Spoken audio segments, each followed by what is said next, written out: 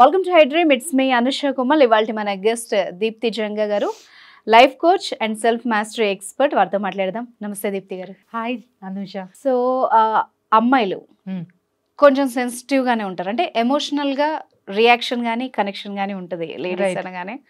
So first of all వాళ్ళని ఏదైనా అన్నప్పుడు, అంటే విమర్శ ఏది తీసుకున్నా, అది ఏ ప్లేస్ అయినా, ఇల్లు బయట లేకపోతే ఆఫీస్ ఏదైనా, ఫస్ట్ ఒక విమర్శ రాగానే ఒక అమ్మాయి ఎట్లా హ్యాండిల్ చేయాలి అన్నది కొంచెం మీరు ట్రైన్ చేయాలి.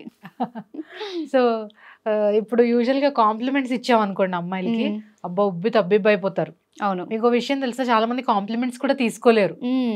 ఏదైతే విమర్శనైతే ఎంత తొందరగా వాళ్ళు మైండ్కి ఎక్కించుకుంటారో అంత తొందరగా కాంప్లిమెంట్ తీసుకోలేరు చాలా మంది. ఓకే, ఇవాళ మీరు చాలా బాగా కనపడుతున్నారు, మీ హెయిర్ స్టైల్ బాగా ఉంది అని అన్నాం అనుకోండి, ఏముంది రెగ్యులరే మీరే ఏదో అట్లా అంటారు, కానీ థ్యాంక్ యూ అని ఇంపల్సివ్ గా ఇన్స్టెంట్ గా వచ్చేది చాలా తక్కువ మందికి. ఓకే. సో బేసిక్ గా ఆడవాళ్ళలో ఏది తీసుకోవడానికైనా సరే ఆ యాక్సెప్టెన్స్ అనేది కొంచెం తక్కువగానే ఉంది.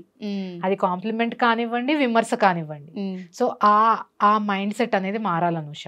సో ఏది చెప్పినా సరే అందులో నాకు మంచి ఏది ఉంది, ఇందులో నాకు ఏం పనికొస్తుంది అనే ఒక కోణం స్టార్ట్ అవ్వాలి మనలో.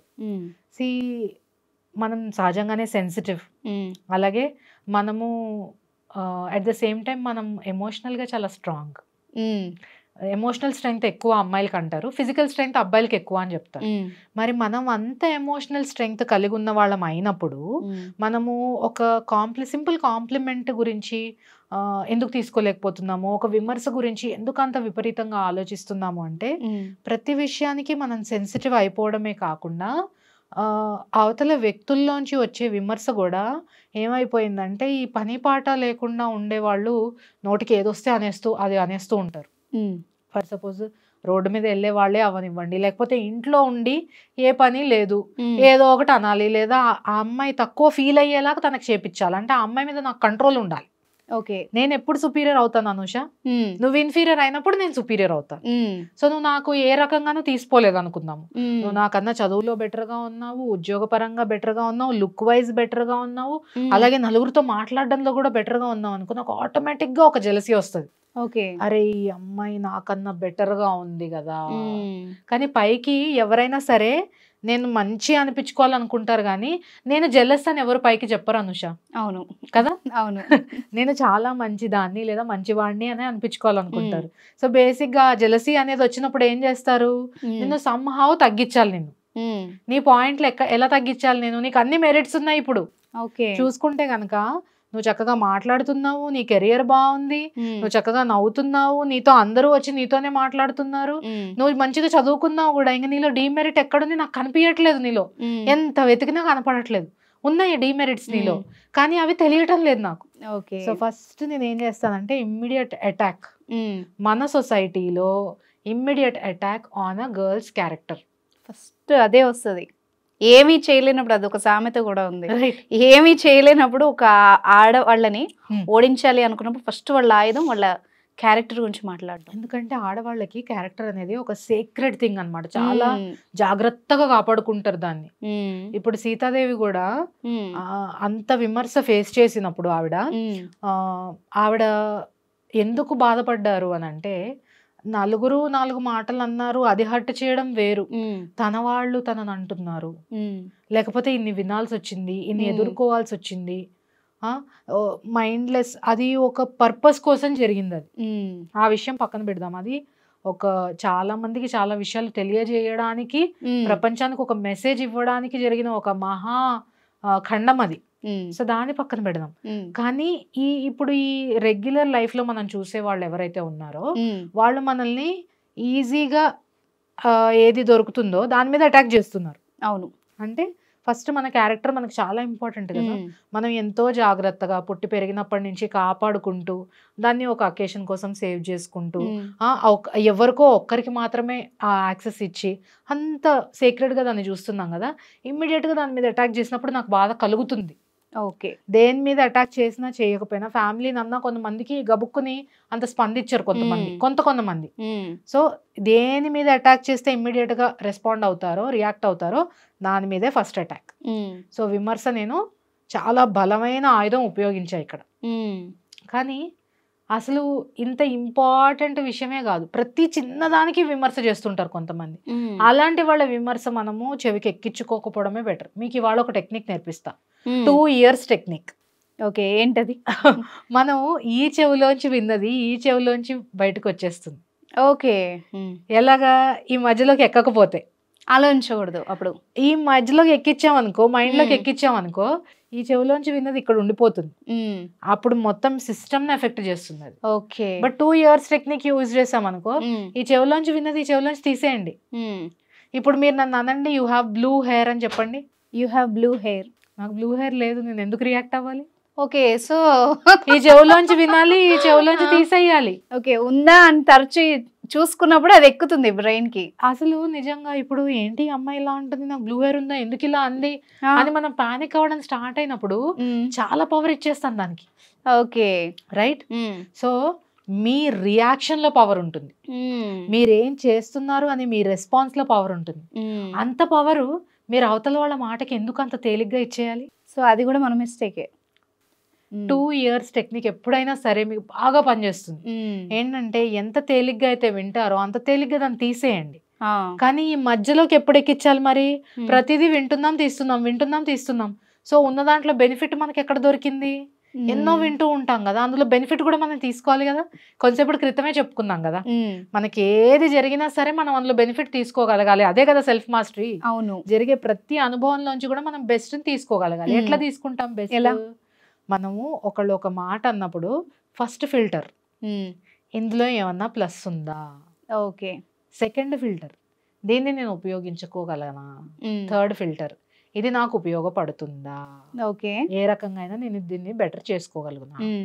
సో ఇది నాకు ఉపయోగపడుతుందా, ఇది నిజమేనా, దీని మీద నేను వర్క్ చేయొచ్చా? ఈ 3 ఫిల్టర్స్ అయిన తర్వాత వదిలేసేయండి మీరు. ఓకే. సో ఏదన్నా అవసరం అనుకో ఇక్కడ ఆగుతుంది, ఈ అవసరం లేని మిగిలింది బయటకు వచ్చేస్తుంది. ప్రతిదానికి ఫిల్టర్ పెడతావా? లేదు. నీ శ్రేయోభిలాషులు ఇస్తున్న క్రిటిసిజంకి మాత్రమే ఇంపార్టెన్స్ ఇవ్వు. ఓకే, నీకు తెలుస్తుంది కదా, సహజంగానే నువ్వు సక్సెస్ఫుల్ అయితే ఆనందపడేవాళ్ళు, నీ మంచి కోరుకునే వాళ్ళు, అలాగే నువ్వు ఉన్నత స్థితికి వెళ్తూ ఉంటే ఆనందించే వాళ్ళు ఉంటారా? సో వాళ్ళు కూడా ఒక్కోసారి విమర్శ చేస్తారు, కానీ అది మన మంచి కోసం. ఆ మంచి విమర్శ తీసుకోవాలి అంటే ఈ 3 ఫిల్టర్స్ వాడు. ఓకే, ఈ 3 ఫిల్టర్స్ యూజ్ చేసి 2 years టెక్నిక్ ఎప్పుడైతే నువ్వు వాడతావో ఖచ్చితంగా మంచి అనేది స్టే అవుతుంది, చెడు అనేది వెళ్ళిపోతుంది. సూపర్. అది నిన్ను ఎఫెక్ట్ చేయదు. ఎందుకంటే నాకు ఉపయోగపడుతుంది అన్న విషయాన్ని కేవలం ఇక్కడ తీసుకోవడం మాత్రమే కాదు, దాని మీద సెకండ్ స్టెప్ ఏంటంటే దాని మీద వర్క్ చేయాలి. ఓకే, సెల్ఫ్ మాస్టరీ అంటే not just listening, not just absorbing. మీరు ఏదన్నా ఒక విషయం తెలుసుకున్నప్పుడు దాని గురించి తెలుసుకోవడం మాత్రమే సెల్ఫ్ మాస్టరీ కాదు, దాన్ని ఆచరణలో పెట్టడం కూడా అంతే ఇంపార్టెంట్. ఎంత జ్ఞానం ఉన్నా సరే, మీరు ఎంత తెలుసుకున్నా సరే, అది ఉపయోగపడనప్పుడు ఈక్వల్ టు చిత్తు కాగితం. సో ఇవాళ మీరు తెలుసుకున్న విషయాలు మీకు నిజంగా ఉపయోగపడాలంటే ఆచరణలోకి తీసుకురావాలి. ఎగ్జాక్ట్లీ. అలా ఎలా ఆచరణలోకి తీసుకురావాలంటే ఒక లైఫ్ కోచ్తో మాట్లాడండి. Okay, right. సో మీకు ఎప్పుడైతే ఇది నాకు ఉపయోగపడే క్రిటిసిజం, వీళ్ళు నా శ్రేయోభిలాషులు, వీళ్ళు నా మంచి కోసం చెప్తున్నారు, ఇందులో మంచి ఏది ఉంది, so me way of reaction ఎలా ఉండాలంటే ఫస్ట్ వీళ్ళు ఎవరు, మాట్లాడేది ఎవరు, నా వెల్ విషర్సా లేకపోతే నా చెడు కోరుకునే వాళ్ళ? చెడు కోరుకునే వాళ్ళు అయినప్పుడు మీరు దానికి అంత పవర్ ఇవ్వకండి, దాన్ని ఇమ్మీడియట్గా 2 years టెక్నిక్ వాడి ఇలా పెట్టేసి ఇలా తీసేసేయండి. కానీ మీ శ్రేయోభిలాషులు అయినప్పుడు 3 ఫిల్టర్స్ వాడి మీకు ఏది మంచో అది అబ్జర్వ్ చేసుకుని దానికి ఏం ఆచరణ చేయాలో అది ప్లానింగ్ చేసుకోండి. నెక్స్ట్ స్టెప్ ఎలా ప్లాన్ చేసుకుంటాము? ఫర్ సపోజ్ ఇవాళ నా బ్లూ హెయిర్ గురించి చెప్పారు. బ్లూ హెయిర్, నిజంగానే నా హెయిర్ బ్లూ కలర్ ఉంది, అది బాగోలేదు, మంచిగా కనపడటం లేదు, దాన్ని డీ కలర్ ఎలా చేయాలి, హెయిర్ని ఎలా ప్రొటెక్ట్ చేసుకోవాలి, ఎవరిని కలవాలి, ఎక్స్పర్ట్ దగ్గరికి వెళ్ళాలి, అది ప్లాన్ చేసుకుని ఇంప్లిమెంట్ చేయాలి. నేను అయిపోయింది అంతే, దాని గురించి అంత ఆలోచించాల్సిన అవసరం లేదు. సో ఒకటి వినటం అయితే ఇంకొకటి ఆచరణలో పెట్టడం.